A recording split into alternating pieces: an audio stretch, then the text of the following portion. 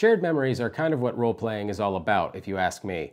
You and your friends don't just remember sitting around a table eating junk food, as D&D creates a shared memory of your characters actually experiencing surviving those incredible odds that you'll tell stories about for years and years to come.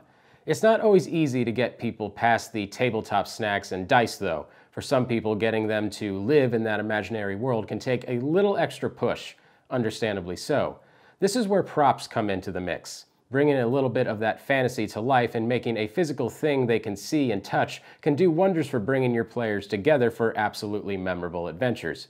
Frankly, we at Skullsplitter just really like how Deborah Ann Wall uses props in her show Relics and Rarities, and wanted to help Dungeon Masters do the same in their own adventures. As someone who does this kind of thing in his own sessions, like a lot, I am truly excited to get into today's episode as well as show off some of my own props from sessions past. So, let's get into it.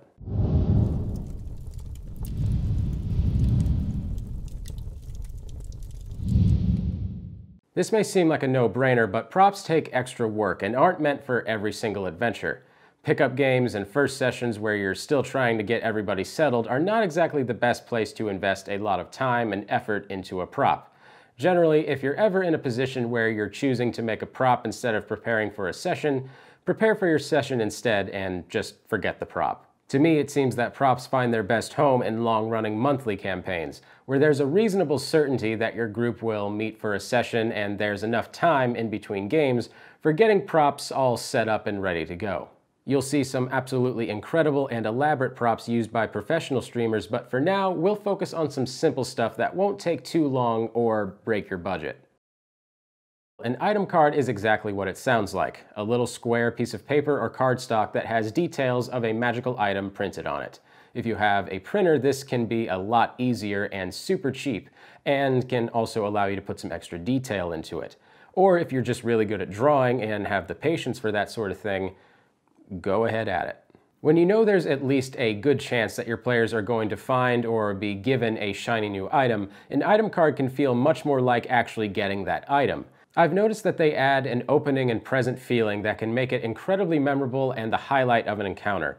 If you're using items directly out of the official D&D works, there's likely some official art for it somewhere, and you can just grab that image and put the rules text next to it in order to have a card for that item. Like a lot of things on this list, it's a minimal amount of effort for something that's going to go a long way for future sessions. My advice for this kind of thing, though, is to always make sure you make a double, as your players can...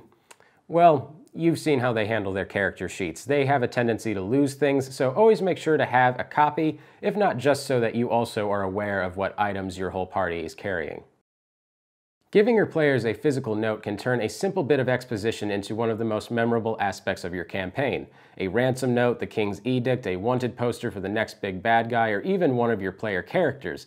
They can all make for really great props. However, they won't really have the same staying power if they're just printed on some regular white paper and nothing else. Aging paper isn't a huge trick, but I have learned that less is more. Pick fonts that are flavorful but readable, and don't wreck the paper to the point that it's illegible. Take your text, print it out, and crumple it up a little bit, just enough to give it a bit of texture. Then you simply soak it in some tea for a little bit, and I've seen some people use coffee, but I find coffee is a little bit too dark. You'll end up with a nicely aged parchment, perfect for your next vital clue. You can even go above and beyond by getting a wax seal in order to seal your letters or scrolls shut. And it's a lot simpler than you may think and cheaper than you may think, around $4 online usually. This is the kind of prop that's so iconic to the point where there are a slew of methods for doing it. The most common potion prop is for your standard healing potions. You just take an interesting glass bottle from a thrift shop or a specialty liquor and throw a few D4s in there to represent your healing potion.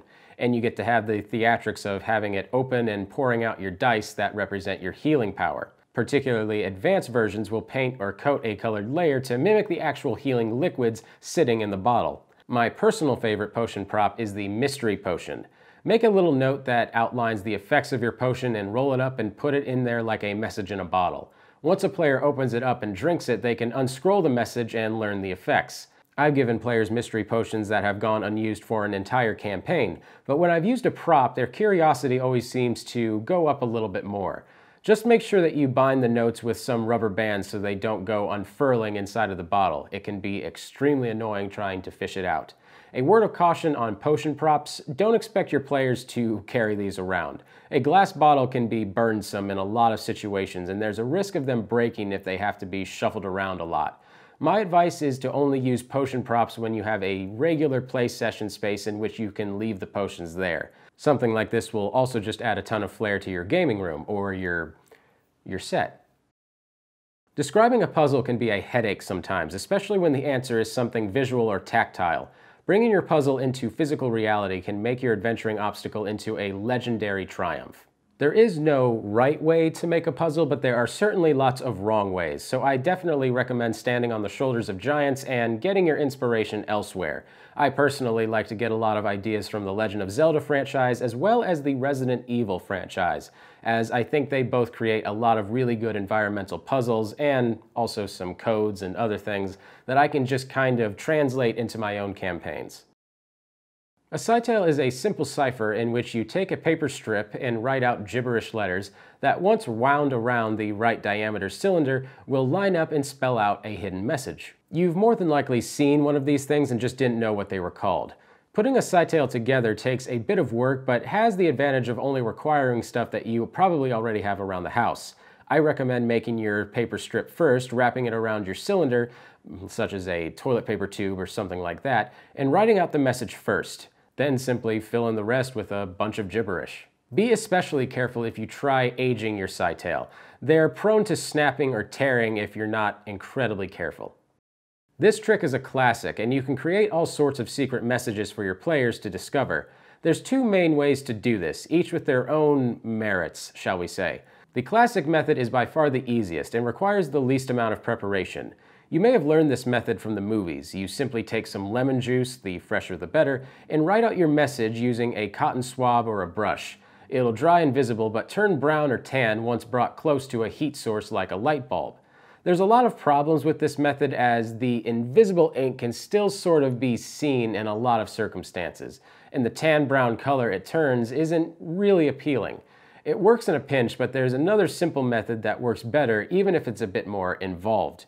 The advanced method is to use commercial invisible ink and a blacklight. You can buy a bottle of blacklight reactive ink for around $10 to $15 online and a handheld blacklight for around another $10. They're usually cheaper than that too. And it really wouldn't be hard to find one for cheaper than that. For this investment, you get perfectly invisible ink that beautifully fluoresces when you shine the blacklight.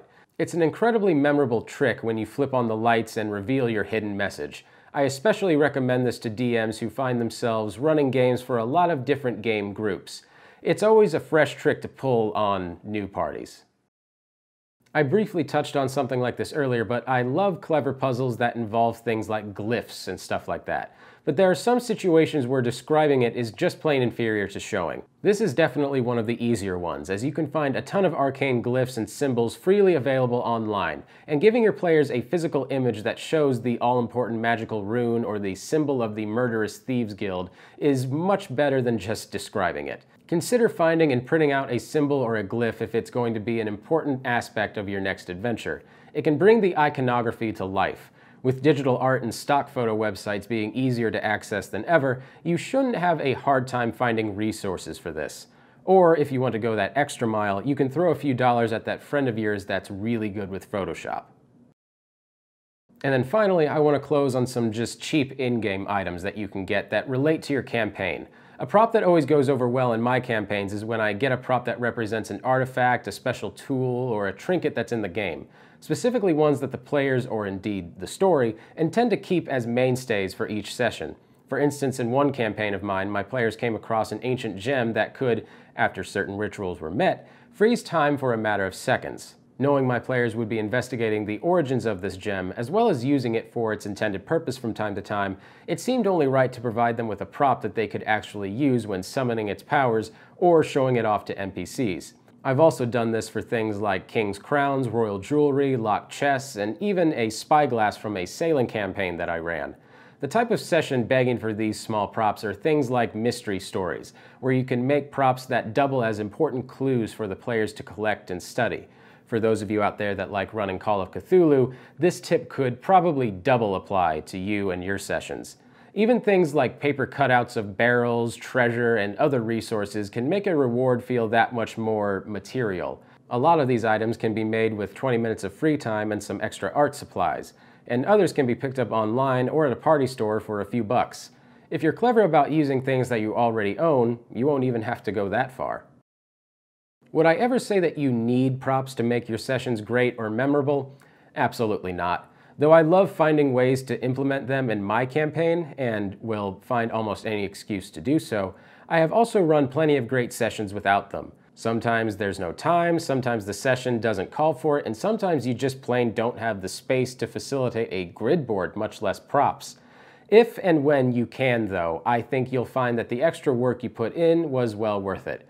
I've never had a player be upset that I was able to provide them with a physical map or a Lego treasure chest for their hard work, as opposed to just describing it. Which reminds me, don't be afraid to have some fun with it. If there's a player in your group who has a character that fancies themselves as royalty, for instance, making that player wear a crown each game can add some much-needed levity to the situation, as can an arrest warrant with their name on it. Thank you guys so much for watching. I really appreciate it. Be sure to like and subscribe because we put out new content like this every week. And if you have some prop making tips that you would love to leave down in the comments, please, I read all of them. I would absolutely love to hear about that, especially as someone that, as you can see, has a lot of props that he implements into his sessions. Thanks again for watching. My name's Patrick Ferguson from Skull Splitter Dice, and until next time, farewell. Thanks for joining us. Don't forget to like, comment, and subscribe so you never miss out. We'll be right back.